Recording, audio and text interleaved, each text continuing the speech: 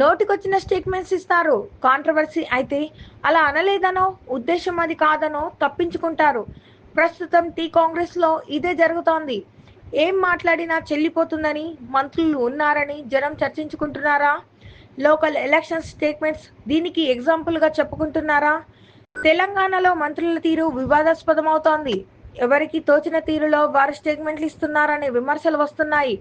అవి ప్రభుత్వాన్ని ఇరుకున పెడుతుంటే ప్రత్యర్థులకు మేలు చేసేలా మారుతున్నాయని కాంగ్రెస్లో కొందరు చర్చించుకుంటున్నారు. అయినా మంత్రుల తీరు మార్చుకోవడం లేదు. వారు చేసే ప్రకటనలు అటు పార్టీని, ప్రజలను కూడా గందరగోళంలో నెడుతున్నాయన్న టాక్ నడుస్తోంది. ప్రకటన చేయడం, వెంటనే మేము అలా అనలేదు అనడం, కన్ఫ్యూజ్ చేయడం కాదని పార్టీలో చర్చ జరుగుతోంది. స్థానిక సంస్థల్లో ఎన్నికలపై సీతక్క చేసిన కామెంట్స్ హాట్ టాపిక్ అయింది. వారంలో లోకల్ బాడీ ఫైట్ జరగబోతుందని అందరూ అనుకున్నారు. ఈ విషయం రచ్చ రచ్చ అయ్యేసరికి సీతక్క నాలుక ఖర్చుకున్నారు. అబ్బే అలా అనలేదని ఇంకో ప్రకటన చేశారు. దీంతో ప్రజల్లో గందరగోళం మొదలైంది. ఈ కన్ఫ్యూజన్ ఇలా ఉంటే మంత్రి పొంగులేటి మరో ప్రకటన చేశారు.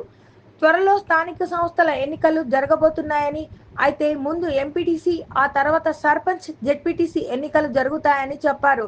స్థానిక సంస్థల ఎన్నికలు ప్రభుత్వ విధానపరమైన అంశం కేబినెట్లో చర్చించిన తర్వాత దీనిపై ప్రకటన చేయాలి.